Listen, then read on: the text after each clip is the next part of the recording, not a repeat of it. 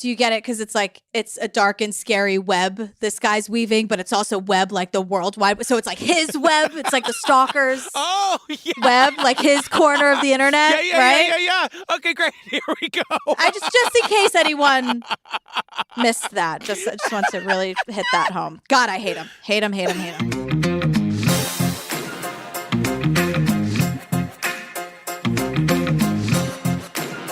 Hi, Julia Bezawali. Hi, Patrick Hines. Oh my God, you guys, it's 2022. Here we are. Oh, that's right. I almost forgot. Is that weird? It's our first record of the year, you guys. We're back to remote. It's like it's 2020 all over again. 2020 TOO. That's my favorite meme that's going around. Look at that. You write a stalker's web too? Wow. You guys, if you want more Jillian and me, join us on the Patreon. We just finished up Lula Rich. Oh my Lord, the Lula Rich of it all, girl. We're in the thick of it with Relentless. Two Christinas. Oh my God, the Relentless is all about this missing woman, but is she actually missing or is she just like right there? Asterisk, question mark. She's the most spotted missing person I've ever not seen in my life. But it's also where you can find our episode-by-episode coverage of The Jinx and Making a Murderer and what are the other ones? It's been so long. The Gacy thing. Night Stalker, The Vow, Don't F with Cats. Tiger King, the Lacey Peterson one where people think that Scott might be innocent. Not me. I'm just saying that's what they think in this documentary. The one about the Menendez murders where I have a crush on Eric. Right. It's okay. It's all right to have a crush on Eric. They served their time. Let them out. Their parents were assholes. You can also get ad-free versions of these episodes, our after parties. Sometimes we send you some stuff in the mail. You guys, for the $20 tier, we sent out our 2022 calendar, and it is all the rage right now, if I'm being honest. It's pretty great. I love it. It's an honor that it even exists, so I'm thrilled about it. Never too late to upgrade. If you upgrade to the $20 level, we'll send you a calendar no matter what month it is. Steve's going to be mad. I was going to say, I missed that in the meeting, but I'm down for it. You guys, one more thing. Join our Facebook group. It's the True Crime Obsessed podcast discussion group. We want you to meet our mod, Sasha. She's our Facebook group community manager. She runs all of our Facebook groups on the network. She's amazing. If you have any questions, you go to her. But the point is, it's just a fun place to meet your best friends, and it's highly moderated, so it never gets crazy. Yeah, Sasha's the best. Sometimes they host viewing parties with documentaries we'd cover. We're about to cover. Sasha rules.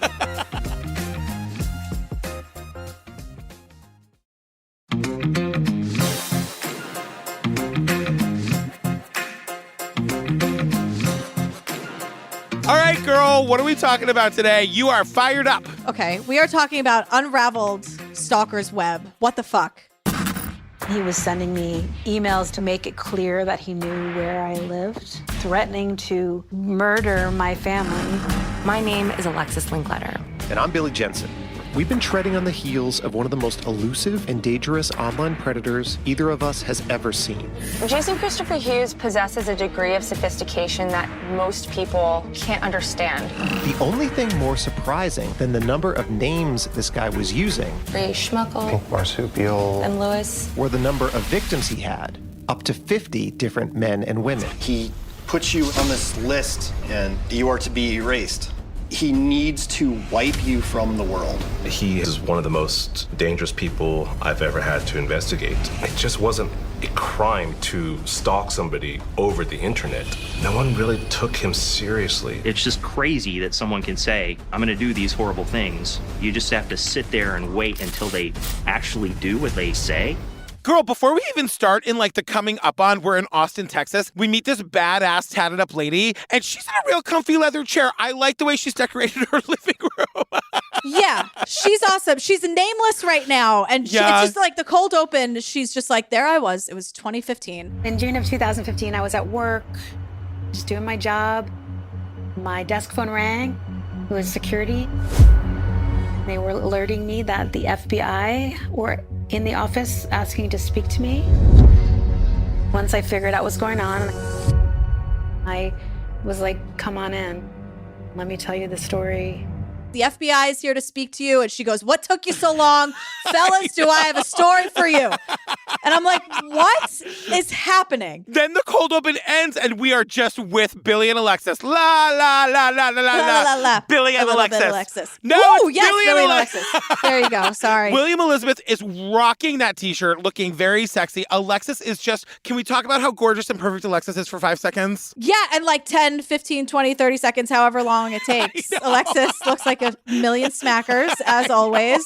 And she has some moments in here where I'm like, thank God there's a woman around to explain all this to the men who just don't understand. Oh, but Billy's so handsome. He is. He's very handsome. And I'm glad Billy just like lets Alexis have the floor because she knows what she's talking about here. But before we even meet Billy and Alexis, there's this woman who we meet who's telling the story where the FBI showed up and she's like, fucking finally. Yeah. She tells them that there's this guy who's been relentlessly and viciously stalking her for 21 years. And she goes, for example, here's a poem he sent me in 2014 called How to Make Your Own Pet Owl. And I don't even want to hear it, but it's really about like brutally torturing and dismembering somebody and also keeping them alive. It's just like this really fucked up quote poem. I know I don't get poetry, but this is not poetry. Stop it. And also Alexis says right at the top that she has been targeted before online by a complete stranger. And she goes, it was scary, but I was lucky because eventually he decided to leave me alone. And sometimes this doesn't happen. And that's why we're here. Welcome to Unraveled, the Stalker's Web. We've been treading on the heels of one of the most elusive and dangerous online predators either of us has ever seen. For decades, he waged a relentless campaign of terror against an untold number of victims, stretching further than we ever thought possible. We set out to unravel the mystery of who this psychological terrorist could be and how he's been able to turn dozens of lives upside down by the damage he's caused. We set out to unravel the mystery of who this person is. I see you, Alexis, and you look great. So a lot of people aren't going to speak out against this guy because they're understandably terrified of him. And if you're sitting there in your car or in your kitchen or whatever thinking, oh, come on, it's just some online creep. No, you are wrong. I love you, but you're stand there in your wrongness and be wrong and get used to it, as Jed Bartlett says. I was worried about this. Like, he's going to maybe listen to this episode. Oh, I have words for him, and I fucking hope he hears me. You're a loser. Come for me, I dare you. So, but 3 people, watch, Billy and Alexis are going to be knocking on my door in the middle of the day saying, can we talk to you for this documentary about how you're being stalked? If a webpage about GILLIAN Pensavalle pops up about her being a pedophile, don't believe it. It's not true. It's just this guy. Like, please don't believe it, obviously. So a lot of people understandably won't speak out about this guy because they're terrified, as they should be. But 3 people do sit down with Billy and Alexis. So we start with Vanessa. She's also tatted up and fabulous. Can I just paint this picture, please?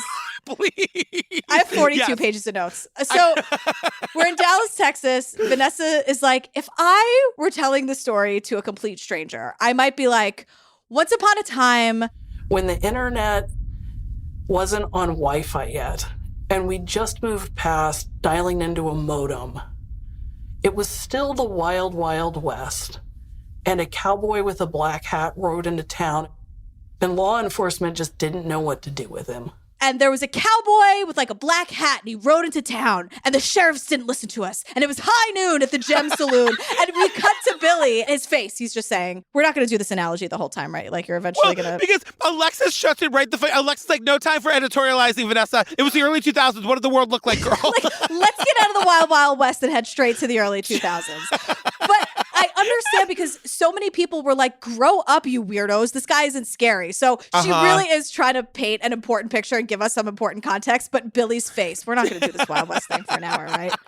So Vanessa tells us that at the time she meets this guy, she was living in Dallas. She was going to college for studio art, whatever that means. And she said, like, she would do this thing where she would go online and, like, look at people's live journals because it was free. And I was like, I've heard of live journal, but I don't know anything about it. Is it because I'm too old or too young? Don't get mad at me, but old.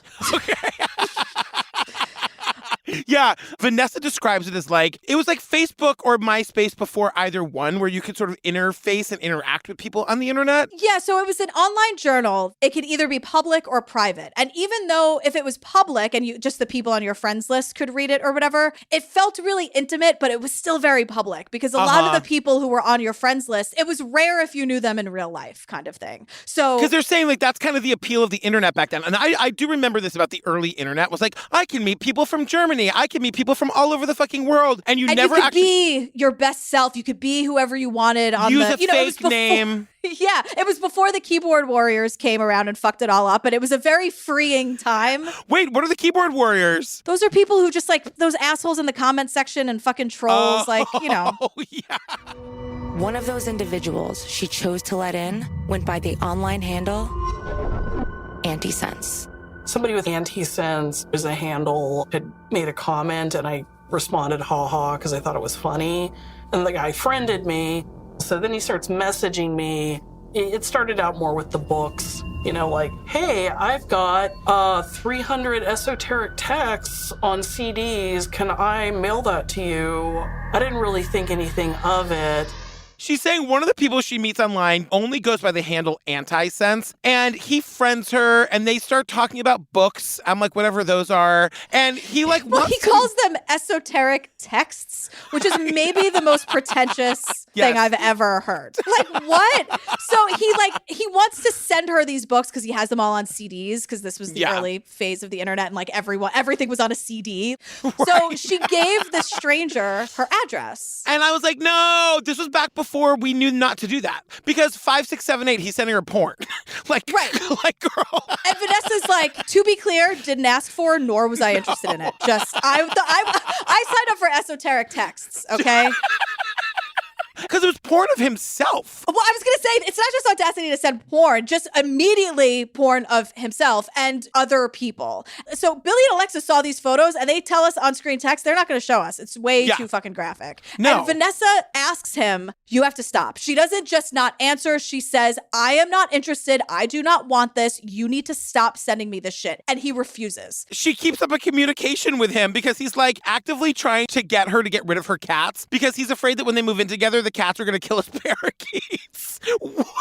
Vanessa and I are equally confused, by the way. And she's like, I'm sorry, what? Like, she's like in Grizzly Bear, bitch, what? Because after you send porn, you're not politely asking, wait, what? No, but wait, you just called Grizzly Man Grizzly Bear, which is my favorite thing you've ever done. But I'm right. Find the lie. I'm right. It really is about grizzly bears. The pun was that he was the man, not a bear. Can you give us your impression of Werner Herzog deciding if they should name it Grizzly Bear or Grizzly Man? Well, he wants to be a bear, but he's not. He's a man.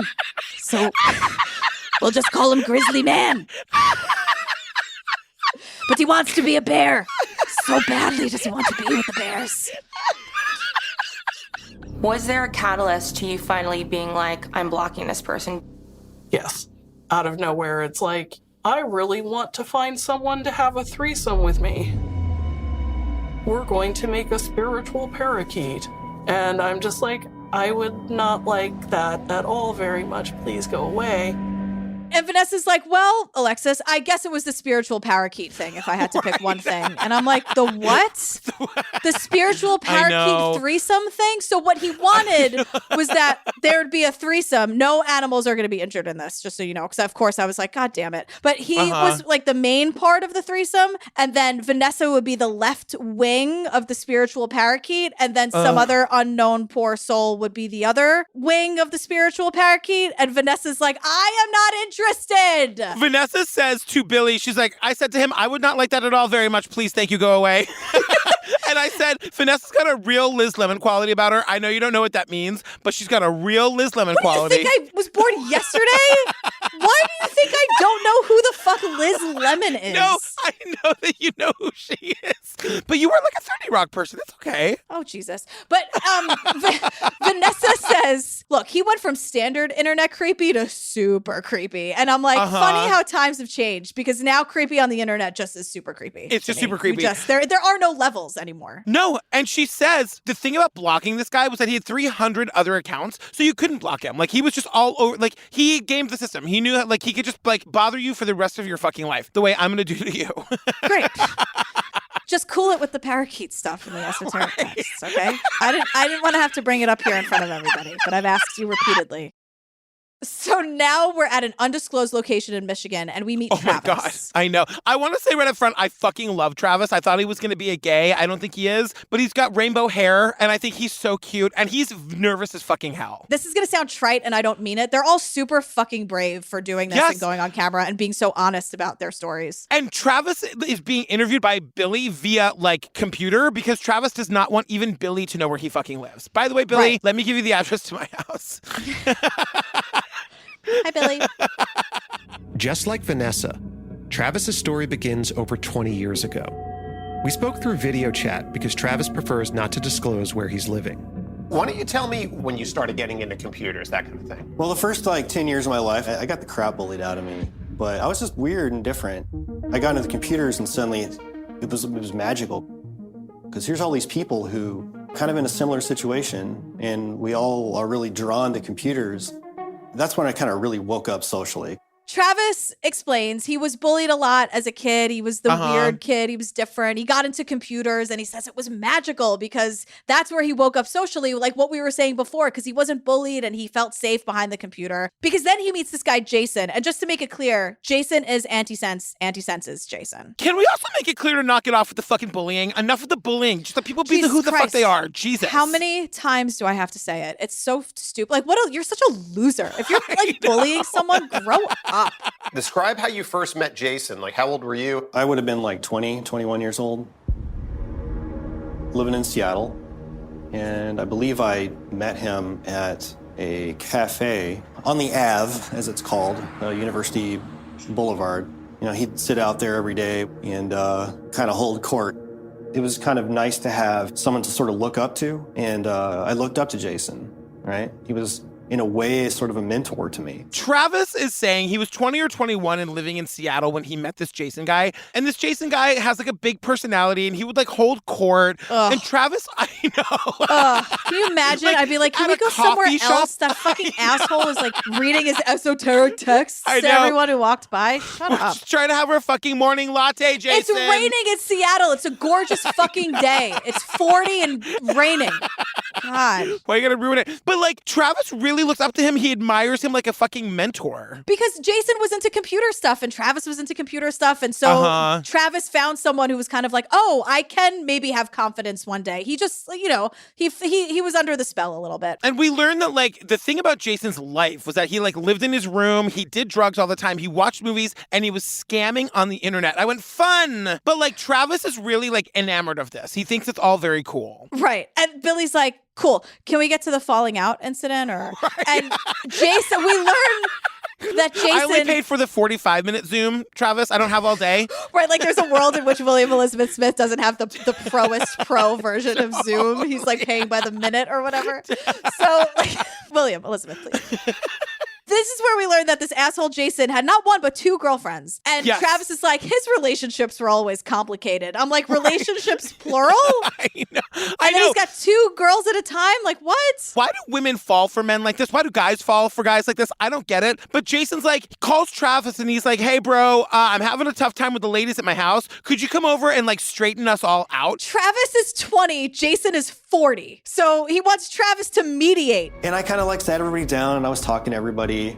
And things seemed to be somewhat more relaxed by the time, you know, an hour had passed or whatever. And then I was like, okay, well, you know, I kind of want to go.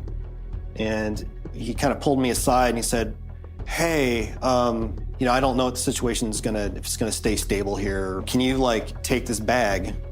You know, can you take my stash and like babysit my stash? And then Travis wants to leave. And Jason is like, sure, before you go though, could you take this big duffel bag full of my drugs with you? Hey, and Travis buddy, is like, can you take these drugs just real quick? What?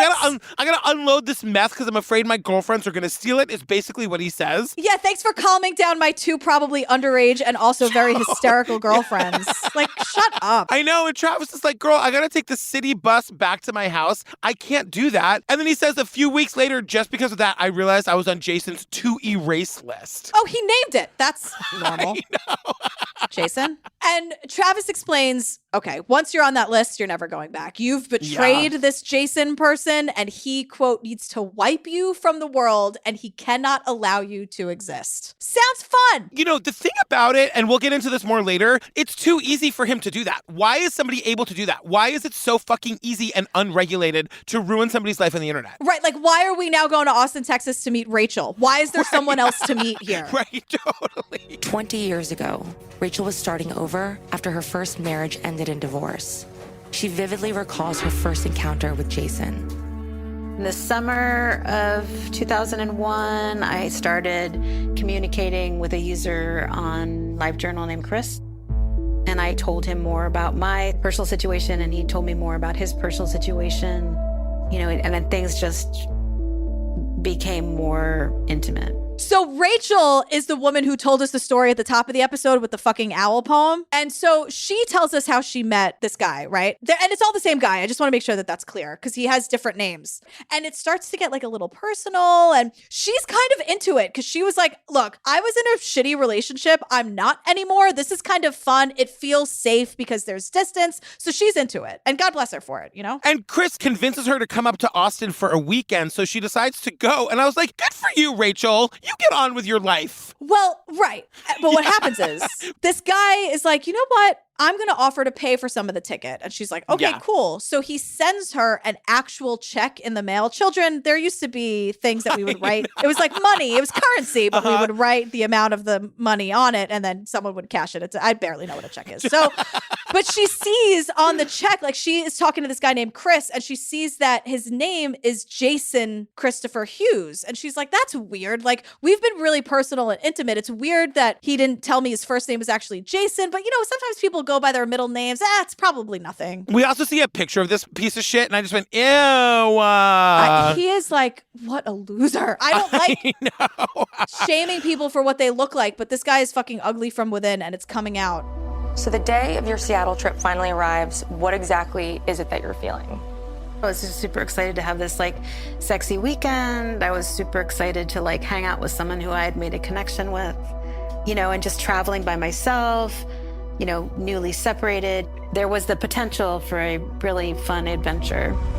So she gets to Seattle and she says she's excited for a sexy weekend. And I said, I love Rachel. I am Rachel. I'd fly across the country for some sexy time if I had just gotten a divorce. And she's like, I get the sense that her marriage was really bad and she gets to have an adventure and like, go forth and live your life, Rachel. And she says within 1 hour of meeting him, they were at his place having sex. And I said, again, I love Rachel. I am Rachel.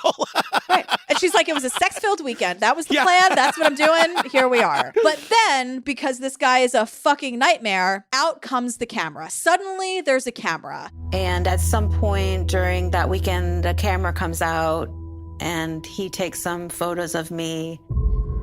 Just a couple of quick snaps. I don't recall if he asked me if that was okay, but I also did not object at that time. He didn't ask me necessarily to take the photos, but I also didn't object. Like, it was a sexy weekend. I was sort of feeling like it just kind of happened. It just happened. Yeah. And she does a lot of like self-blaming here where she's like, I didn't say no and I brought this on myself. Rachel, you didn't, girl. We are with you. We love you. Didn't. But she's saying like also right away, he's like saying that he loves her and he wants her to be in love with him too. And get married. Let's embark on a life together. She's like, I'm embarking on one thing. It's a sexy weekend and then I'm going home. Like as the weekend's coming to a close, she's very creeped out by this guy. She did not want to be there. He's really like pushing this conversation about them like being romantic. And she's like, we were in his room in the final night and like he's really hammering that home. And I'm like, like slowly gathering my things and putting them into a bag. And then he like goes to the bathroom and she runs for her fucking life. Like a thief in the middle of the night. She just leaves. She grabs her stuff and bails. And by the way, everyone do that. If you're ever in a situation where you are like, you don't have to be nice, just get yourself out of this fucking not good situation. Go, leave. The thing that's so maddening is that this documentary is basically a perfect example of why women feel like they can't do that. Because this is what happens to these people when they say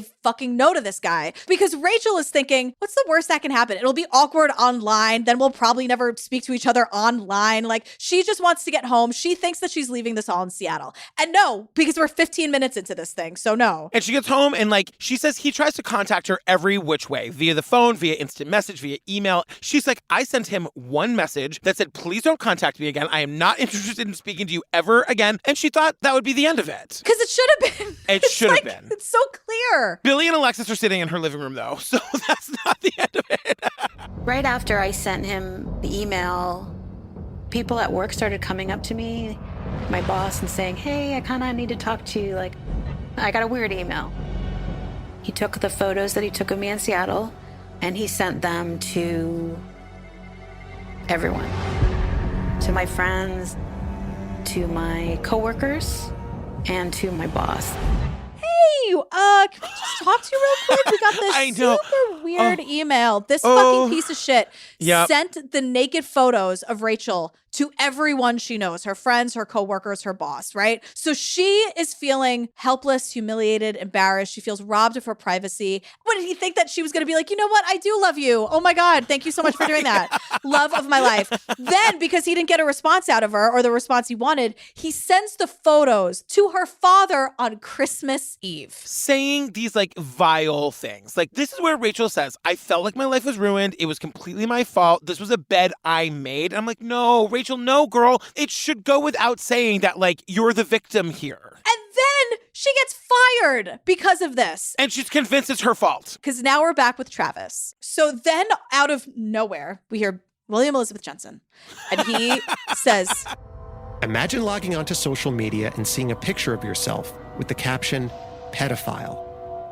Travis says Jason would actually create whole websites to defame his victims this way, and that after falling out of Jason's good graces, he became the next target. This is what I was saying before. Like, this guy, Jason, would go online and create entire websites about, like, men he didn't like being pedophiles. That happened to Travis. And Travis is explaining, rather than, like, calling the police or doing anything to get some help, he's calling Jason, trying to get back into his good graces. Because he's like, there's nothing could be done about this. Like, Jason had all the power. And the thing that's crazy about this Jason guy is he wasn't just doing it to women. Like, the fact that Travis was a victim, he had male victims, like, it makes this unique. And so Billy asks Travis about that owl poem. Have you read the owl poem? Oh, the owl poem. Oh. Yeah, I don't know if he wrote that or if he found that or what, but that thing is terrifying. Yeah, I don't like the owl poem at all. What do you think it's about, and how does it fit within his narrative? Sorry, man, I'm going to take a break here in a minute. I understand. Take your time. This is dredging a bunch of up, and I'm kind of like, my anxiety level is through the roof right now, so... Literally, Travis has to stop. He like says to Billy, girl, this is dredging up a lot of shit, my anxiety. And you can see he's sweating, he's breathing hard, and he's like, gotta take a break. Like, this guy, Jason, fucking ruined these people's lives. So we give Travis a break. Thank you, William Elizabeth. And now we go back to Vanessa. Vanessa's the one, he was sending her the esoteric texts and the unwanted porn, right? And she had actually never met Jason in person. Yeah. So she feels, I guess, a little more like, I'm just gonna tell this guy to fuck off, right? Like, I've never met him. What does it matter? I'd like to see some guy try to pull this shit with you on the internet. Fucking please. Please.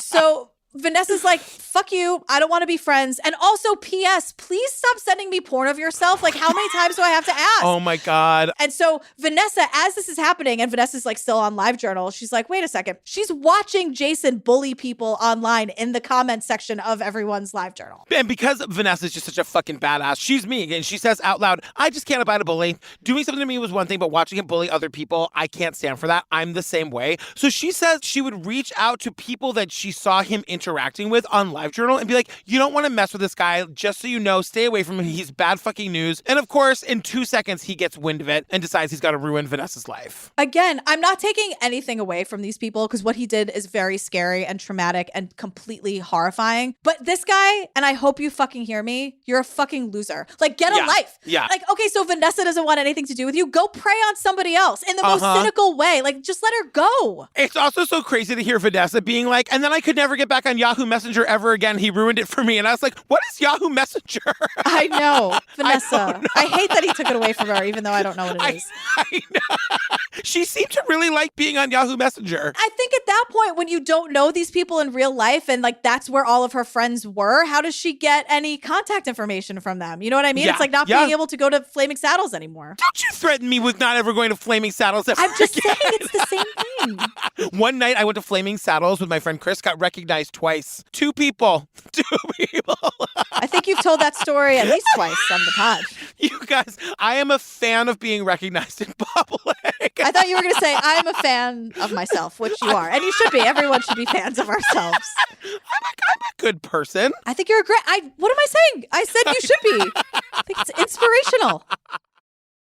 So Vanessa is working as a legal secretary, and Jason, this piece of shit, starts emailing all of the lawyers she works with saying that she's mentally unstable. Jason would also pose as Vanessa on the websites of various hate groups, leaving despicable comments in her name. There was a point where he was trying to actively make me look like a white supremacist. I did have my boss sit me down, and he's like, well, what are we going to do to stop him? And I'm like, well, What can I do to stop him? And he's just like, I don't know, but you have to fix this or you're going to be in trouble. So this is insane, right? So he would also pose as her on like hate websites and pretend like trying to make it look like she was a white supremacist. Nazi. Okay, great. And so her bosses pull her aside. She's like, I'm not a Nazi. Like, I swear to God, it's not me. And the bosses are so annoyed. They're lawyers. These lawyers that she works for offers her no help. They offer her no legal guidance. And I agree. Like, are you not an office full of lawyers? Am I insane? And like, why does nobody care about protecting your fucking people? If somebody came to me and said, look, I'm in this really weird hostage situation where they got my kid and they're going to kill him unless somebody makes a podcast in the next 3 minutes, I'd sit down and make the podcast. Yes, you wouldn't even edit the first episode. Hi, episode 0. This is an emergency, so we're just putting it out there and this counts as an ep, right? You do what you have to do. Do you know how popular that would be? The most popular podcast on Spotify and iTunes. Can you imagine? Just one frantic episode 0. Not even a trailer, just like, oh my God, we got to get something out. No. Totally. I'm just saying, if I was a lawyer and my friend was in legal trouble, I would help them. That's all. You also can't say what they said to Vanessa, which is fix it or you're going to be in trouble. And then when she doesn't fix it, they fire her. So that can't be legal, lawyers. And he also made it clear to Vanessa that he knew exactly where she lived, because then there were threats on threats on threats. Within a couple of months of moving, I would always hear out of him about how he knows where I am. And the second we started to relax, there he was again. And then all of a sudden, it was just a torrent of crap. Jason's attacks then became more terrifying. The ones where he actually threatens to hurt me were always really scary. I didn't feel like he was going to home invade. It always felt like it was going to be like he'd shoot me going to my car or something. I mean, if somebody really wants to hurt you, what can you do? Vanessa's moving all over the country like every year to escape him. She is actively going into hiding. She says that at one point, and she can't get away from him. And it's interesting the way she's sort of come to terms with this in her own way, because as she's telling the story now, having worked through it, she goes, I always felt like he'd shoot me going to my car. He wouldn't like home invade. And the way she says that is so telling to how she lived for so many years, because she says, look, if someone really wants to get you and kill you, there's nothing you could do about it. So like, he will kill me if he wanted to and could. That chilled me to the core. Ooh, when she said that out loud, the way she says, what are you going to do if somebody wants to hurt you? Like, they're going to do it. Like, that is such a terrifying concept. And that is the terror he wants these people to live with. Like, constantly. That's why the minute she thinks she has a little bit of breathing room, he comes back. Vanessa wasn't the only one worried by what seemed to be a dangerous escalation in Jason's threats. He emailed me some things a couple of times that let me know that he was still watching me. He referred to darkness a lot and shadows a lot. That was kind of like his theme with me is, you know, because I told him once that I was afraid of the dark, you know, and he kind of latched onto that. I told him once that I was afraid of the dark, and he latched onto that. He would contact me all the time just to let me know he was still watching. And Travis is telling us, like, look, I know this guy beat up people with baseball bats before. I know he's tased people and pepper sprayed people. And then he's like, actually, I don't know what's true anymore.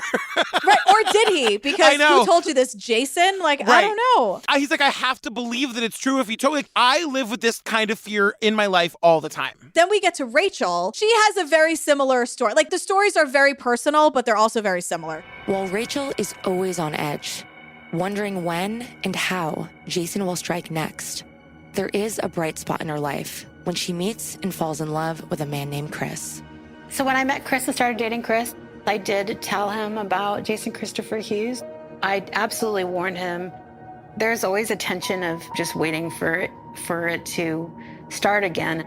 So Rachel finally meets the love of her life. She meets this guy, Chris. And Can we slow down on Chris for 5 seconds? He's so hot and he's so nice. And we meet him eventually, and he is exactly what men in Austin look like. He is exactly what 100%. They are, and I'm gonna use this word with love for Rachel and Chris. They're hipsters. They're like total hipster. They've had a very cool wedding with probably like an old record player and some vinyls. Like everything, are cool. Like all the drinks were in mason jars, but that was back when it was still cool to do that before it became not cool. You know what I mean? Totally. They probably actually invented it. Chris was like, hey, you know what? I got a bunch of mason jars. I think we should make drinks out of that. It was his idea. He invented that idea. And you know what, Chris? Thank you so much, because Rachel and Chris are amazing. So they're super in love. They decide to start a family, and Rachel starts a fertility blog because she wants to talk about her journey and the challenges that came with it. Jason, this piece of shit, of course, found it and was awful. I love that Rachel knows that the one place where she can be like stalked and harassed and nobody can do anything about it is the internet. And that's also the only place place where she can make her blog, and she fucking does it anyway because she's living her fucking life. I fucking love her. Rachel's husband, Chris, was especially concerned about stopping Jason. It was very clear that this guy was just super hostile and really dangerous. He was threatening my family, and I really just wanted to kill him. What was going through your heads? Like, what was playing in your mind about confronting him? Actually, no. I did not want to confront him. I wanted to assassinate him. I just want him dead. I want to assassinate him, he says. I don't even want him to see me. I just want him to be fucking dead. And he's like, and you know what, bitch? I come from the IT world too, girl. I got one of those guys who knows how to find people that don't want to be found. And like, he goes to that guy, and that guy's like, don't do that. You got a lot to lose. And like, that's the thing that these people have to remember. This guy, Jason, is such a fucking loser. And these people all have these great lives. Like, they do have a lot to lose. They do. And hey, Chris, Jason, you're a fucking loser, girl. Loser. You're a loser. Oh, I can't wait for the website about us. Remember when the white supremacists in Leith had a website about us? How'd that go for them? Snooze fest. So Chris also makes a really important point. Am I seriously just supposed to deal with these threats until this Jason guy actually follows through with them? Like, why can't Chris do anything until Jason does? And that's what's really scary. And that's fucking crazy. That should not be the case. Why can't just the mere act of trying to create terror in somebody's mind, that should be a crime? That should be a crime. I agree. But also, Vanessa agrees with us too, because she calls the cops. And while she's with this police officer who is a woman, I know, Jason starts threatening her. And she's like, see, girl, like look, this in is all real time. And she's like, it's insistent. It's constant. Look at this guy. Like, he's fucking crazy. And they're like, just go outside, you hysterical woman. Your arms are so weak. Your brain is so small. Like, get over it. Triggered by the widespread attacks and frustrated by the lack of help from law enforcement, Vanessa decided to take things into her own hands. You started a blog, basically. Yeah. And what was the blog's name? Surviving Jason. To try to find people that was surviving Jason. That's when Vanessa learned she wasn't even close to alone. And so Billy goes, Vanessa decides to take things into her own hands. And out loud, I swear to you, Patrick, I went, oh, I love when people take things into their own hands. And then to myself, I was like, well, to a point. Vanessa, you have a lot to lose. We've been through this. But my initial reaction, which is probably horrible, I was like, oh, I love when people take things into their own hands. No, I totally agree. She starts a fucking blog called Surviving Jason, and she does it to like find other victims. And this is such a smart idea. This is how these women and men who are his victims are going to come together and fucking solve this thing, because they're not getting any help from anywhere else. Right. And so everyone feels really, really validated that they're not alone. That was so helpful to all of them. You think when something like that is happening to you, I would assume, like, how does this person have the time to do this to just me, let alone 50 or 100 other people? And so we're back with Rachel, and Rachel discovers Vanessa's blog, and she like gets in touch with Vanessa. They become best friends. Vanessa's directing her to like various Facebook groups. Like, there are all these online communities out there of people dealing with this guy because they can't get any real help. Yeah, and they also say, like, it was kind of hard at first because people didn't believe that you weren't Jason. Right. So I was like, girl, it's not 1997. Just video chat with them. Hold up the newspaper. Right. What is this, catfish where no one has a working camera? I know. And it was then that Rachel learned something else about Jason. Jason Hughes was actually married to a woman named Amy. But that wasn't the part that sent a chill up Rachel's spine. Soon after, I connected with a lot of the other victims through the Surviving Jason Tumblr. I discovered that Jason was, in fact, living about 15 minutes away from me in Austin. His online threats are now very possibly could be real world threats because he lives a block away. So it's 2013. Rachel is home. Her daughter's 6 months old. She gets a visit from arson investigators asking her about a car that she may or may not have set on fire in Austin. Right. So the arson investigators told me that the gentleman who was reporting the fire was named Juan, and that when Juan had been asked who might be responsible for this arson, that he had given them a list of potential perpetrators, including myself. not only did he report the fire, but he gave the cops a very long list of enemies who might have been responsible, and your name's on that list. And she's like, I have a screaming baby. Like, I don't have what? Obviously, Juan is Jason, right? Because at the same time, Jason emails Vanessa and accuses her of blowing up the car. But dummy, he uses his own email, to which Billy says, it was an email Vanessa knew all too well. And I'm like, William Elizabeth, is that a Taylor Swift reference? Yes or no? DM me. Text me. But then Vanessa immediately calls the fire marshal, and the fire marshal was like, girl, I was just picking up the phone to call you. I have that in my notes, girl. I was just calling you. You're on my list. You're a suspect. Oh my God. The only person less likely than me to set a car on fire is Vanessa. Although, now that I'm mentioning it, I can see myself setting a car on fire in the right circumstance. I have seen you dead sober in the subway, not having service, and I could feel you wanting to rip your skin off. Why don't I just have service all the time? I don't understand. What year is it? Why don't we have service down here in the fucking subway? So yeah, I could see you setting a car on fire if the mood struck you. You guys, quick detour, because it's a good story I haven't told in a while. One time when Daisy was 3 or 4, I picked her up from daycare, and I had her on my chest. I was wearing one of those baby Bjorns, and I leaned into the tunnel to see if the train was coming. And in this dead, silent train station full of hundreds of people, my 4-year-old screams at the top of her lungs, "Where's the fucking train?" Smart. And I was so horrified until I realized I had just said that under my breath, basically into her ears. And Daisy goes, "Where's the fucking train?" If you were born and raised New Yorker at 4 and you're not demanding where the fucking train is, get out of here. Move to Jersey, you know? So the fire marshal sends over the brand spanking new cybercrimes unit that was just formed in 2013. I have in my notes, Spencer Chow, Austin detective, comma, and believer of victims. Thank you, Spencer. I felt shocked when I realized it wasn't 2 women, 3 women, 4. It was like 30, 40 or more. He is one of the most dangerous people I've ever had to investigate. I thought this guy was nuts. How does he find hours and hours and hours to research where this person moved to, where this person now works? His life was pretty much causing torment to others.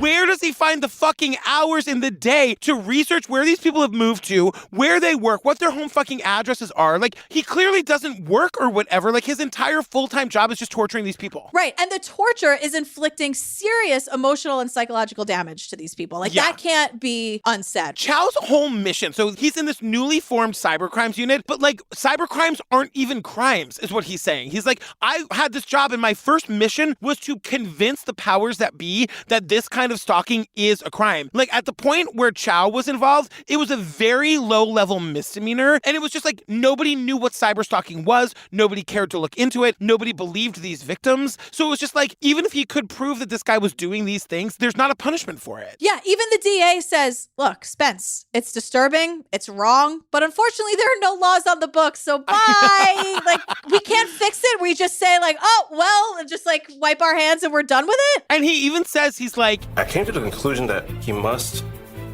just live and breathe torment. The guy seemed very elusive. From the reports, he was moving around a lot. That was the thing that really stood out to me. And what makes him dangerous is the fact that no one really took him seriously. He said what made him dangerous is that nobody took his actions seriously, and he was just good at hiding. And Chow knows he's never going to stop. He's incredibly dangerous, and there's like no way of stopping him. But they do track him down. They track Jason down. And so what they learn from all the victims is that he talks about drugs all the time. So the advice from the victims was like, bust into his house, you'll find drugs, bada bing, bada boom. At least we get him on something, right? Yeah. The cops are going to do that. But for some reason, they told all of the victims the time and the date of the surprise drug bust. They told all 58 of them. And someone, to brag about it, was like, oh, Jason, like, your days are numbered. Tells Jason about the drug bust, and Jason bails, and this goes nowhere. And on top of that, now Jason knows they're all onto him, which makes, I would be terrified if he knew that I was working with the cops to bring him down. And then 5, 6, 7, 8, you guys, we fucking meet Jason's mother, Cynthia. She is a wreck. She is a nightmare. Like, she's a bad person, and I'm going to say it. I think she sucks. She's not to blame. She's horrible and Jason's horrible. They're horrible together. But like, God, does Cynthia suck. I gave birth to Jason in Shawnee, Oklahoma. 10 months after he was born, I married his father, who was 11 years older than I was. How was he with Jason? He loved him. He played with him and was dad to him until I got the divorce, and then it wasn't his kid anyway. It's his attitude. They get divorced, and that guy wants nothing to do with him. So that's like his first big rejection. Yeah, fuck that. I don't care. And Cynthia remarries, and then we get like Heather and Eric, the half siblings. I have words for Heather in a minute too. Oh, but I kind of like Heather. Nope, absolutely not. So, and I'll tell you why. I'm going to be very, very honest about it. But Cynthia, his mother, he had a 180 IQ at 5 years old. He was at a 9th grade level. Shut up. So Cynthia is a single mom. She's in her 20s and she's raising 3 kids. She's like, wow, this is really hard. My choices are hard. Her sister says, hey, why don't you put all 3 of them up for adoption? Who needs them? Just get rid of them. Am I right? And she does. I know. And like, I know it's very easy to judge that. And like, the whole fucking family falls apart because of it. Like, she's crying talking about it. And she's very sad. The look on your face is no forgiveness. But because what happens is all of the kids, the 3 kids go to 3 separate homes and families. But Jason goes to Cynthia's sister, right? Yeah. And then Heather and Eric go to 2 other different families. So Cynthia's here with the crocodile tears. It killed her to give him up. It was the best thing for them. But then 18 months later, Jason is such a nightmare. His aunt couldn't handle it. She goes, that was the worst advice I ever gave you. Brings him back to Cynthia. We don't really know why. I know. And then Cynthia just keeps talking about how fucking smart he was. He was a computer programmer at 12 and he was brilliant beyond words. I don't care. I know. And like, he's getting bullied in school. I was bullied in school too. I am not making any excuses for this kid. I just think it's interesting context. And he becomes obsessed with computers. It's even before the internet. He's still spending like 12 hours a day on the fucking computer. And then breaks it to his mother that he's in a relationship with some girl in Kansas that he's been pen pals with since they were 4. At what point do you become aware of Jason's pen pal? And how old was Jason? 16, 17 years old. He told me that he wanted to go meet her. And would I take him to meet her? And I said, yeah, I'll take you down if it's all right with her. Several weeks later, when Cynthia asks her son about it again, she gets a very different response. He said, no, we aren't riding anymore. And that was it. He was heartbroken. Jason's like, never mind.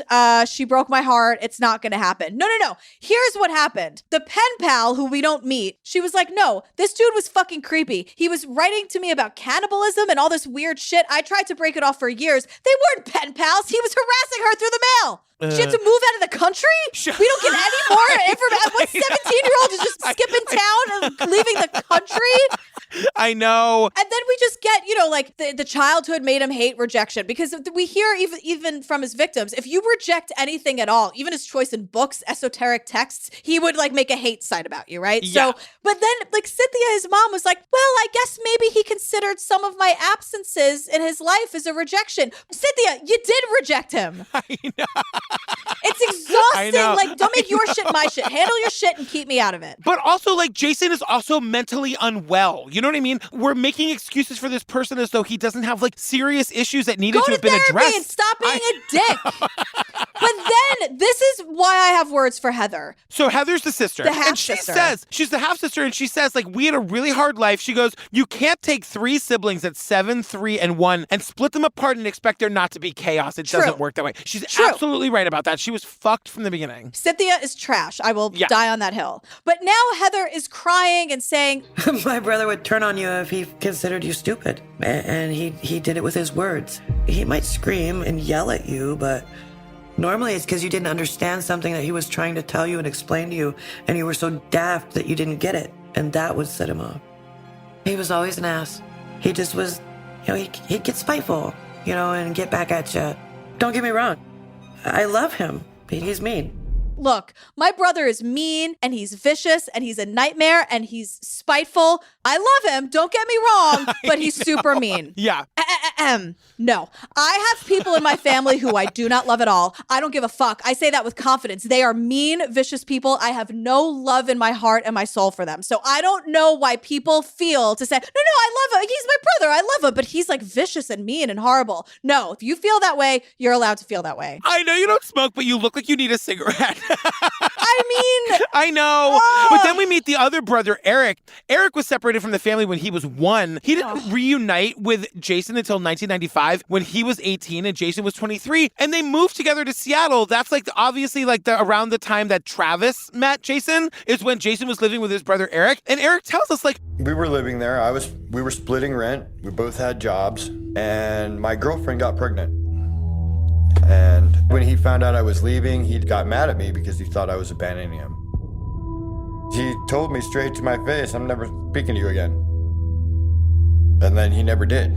We got pregnant and we decided to like move out and move in together. And fucking Jason's like, I will never speak to you again. And he doesn't. Eric got the better part of the deal. Bye. What do you have to do to get this guy to not talk to you again? Vanessa and Rachel and Travis would love to know. It's true. And then there's this whole thing like Jason has a girlfriend and she gets pregnant and unfortunately she loses the baby and he's devastated and he blamed her for it. But Cynthia, the mother, was living with Jason and the girlfriend and Cynthia made it a fucking living hell to be there because Cynthia's trash. The thing that we learn is that Cynthia and the girlfriend Vanessa, this is a different Vanessa, you guys. This is not the Vanessa we've been talking about the whole time. Cynthia and Vanessa hated each other. And I was like, shit. I want that documentary. What was the bad blood between Cynthia and Vanessa? Oh, I promise you it was that the girlfriend wasn't good enough for her trash son. She enabled him. He's a genius, the delicate genius, all that. Can you imagine spending 2 seconds with Cynthia? Honestly? No. Come on. My favorite part of the whole thing is when it cuts back to Cynthia, who's talking to Alexis, and she's like, he hates me. I'm telling you, he hates me virulently. He hates me virulently. And then it's back to Heather. And I'm like, Heather, shut up. Because she's like, when you look at his childhood, you can see how he can learn to hate women. Excuse me. Because then we get Billy and Alexis in the car. And Alexis, thank God, the voice of reason is like, Heather. Right. Heather. No. There are plenty of people who've had worse childhoods who made better decisions. And I'm like, Alexis, this is why I love you. You look great in that outfit. And you say things like that. Amazing. So we cut to 2017. Rachel's at work. She gets a call. The FBI's fucking here to see her, girl. It's the story from the beginning where she's like, fucking finally. Turns out, the key to the FBI finding Jason went all the way back to his very first victim, that childhood pen pal. In 2015, after a 20-year silence, Jason started sending her threatening emails again. But this time, his messages were directed towards the young children at the school where she worked. One of the emails was connected to a website. It was registered to one Michael Nath. It's 2017. They found Jason. He's in Staten Island. He's been, of course, sending threatening emails to school kids, but they caught him because he was stealing his neighbor's internet. Like this guy, and it's Staten Island because, of course. So Rachel loves this. Rachel's like, he is such a loser. I'm living my best life. He is living a horrible life. He's stealing his internet in Staten Island. Like, just the fact that she knows, like, she saw a picture of him. She's like, look, I don't like to hate on people's looks, but I'm doing amazing. He is not. And that's like kind of good enough for her in this moment. Of course, she wants him to rot in prison forever. We see him, like, he's arraigned, and there's a picture of him that's on the cover of the New York Post. Vanessa has a friend send the Post by mail to her in Texas, and she says there's a picture of her on her Instagram holding it up and smiling. And they show it. She looks so happy. So he's indicted, 5 counts. Each count is a subject line because this guy would send the same thing to everyone. Like 80 people got that owl poem or whatever. So his lawyers are pulling what Rachel is calling legal shenanigans. It's just a lot of pleas and motions, stalling tactics. They're just trying to, drag it. And like they're arguing that the emails aren't actually threats. And the judge is like, I agree, especially that owl poem. It's a real rip-roaring good time. Like the owl poem specifically, he's like, that's not a threat at all. What's everyone so offended by? But like the thing that sucks so much is that this fucking works. Like Travis says he was just trying to run out time so that by the time he was actually sentenced, he would get time served, and he's been like on house arrest. And like this is back from our time with Detective Chow, where it's like there aren't any real penalties for this kind of behavior. And so in the end, the lawyers all huddle up again. They come up with a new deal. He pleads guilty to 1 count of transmission of a threat to injure. And everyone's screaming, this is the most prolific cyber stalker of all fucking time. And everyone's hoping that when he is sentenced, the sentence will include that he can't get on the internet. That's what everyone's hoping is going to happen. Billy doesn't even want him to be in the same room as a computer or a phone ever again. He's like, that is the very minimum. But look, it wouldn't be an episode of Unraveled if Billy and Alexis aren't knocking on someone's door in the middle of the day. Oh my God. It's time to find out if he's willing to answer some questions. There's someone in the window, Billy. What's that? Someone just came to the window. Really? The guy in the window now. Is it him? Yeah. My name is Billy Jensen. This is Alexis Linkletter. We're working on a documentary on his plea and his sentencing, and we'd like to talk to him about some of the crimes that he committed, and we really just want to know why. Here we are in Staten Island, knock, knock, knock, and no one's answering. But people are peering at them from the window, and we see it. And I'm like, Alexis, behind you. And eventually she sees it. She's like, Billy, they're in the window staring at us. So someone finally opens the door. It's not Jason. God. Billy does his whole shtick. Hey, William, Elizabeth, and Alexis, we have True Crime Podcast, blah, blah, blah, rate and review us. And so some guy is like, hey, they want to do a doc about you-know-who. And then we just hear a woman go, no. And then they're like, hey, Jason is a very private person, to which I say, are you kidding me? And Billy's like, you know what? So they leave. They get no information. But they're in the car, and Billy's like, they're going to be looking out their window all day. And Alexis goes, good. His victims have been doing that for decades. That's right. Oh my God. So nothing really happens except Amy, the wife, emails production denying any wrongdoing. I'm like, Jason wrote those emails, right? There's no way Amy actually wrote them. By the end of this thing, he's not been sentenced, but you're saying he has been. What happened? What did he get? Yes, December of 2021. His real name is Raymond Johnson, by the way. No. But he was sentenced to 366 days in jail plus 3 years of supervised release with special conditions, and he was fined $3,000. Not nearly enough of anything as far as Is he allowed to use the computer? The Staten Island Press or whatever did not include that in their write-up. But yeah, I mean, he could probably, of course, have a phone. But I mean, special conditions, supervised release with special conditions, I'm sure that's very limited, probably supervised internet time. What do we have to do to have Billy and Alexis walk up to our door in the middle of the day? Does it have to be a crime, or can they just do a surprise visit pop-in? I wonder.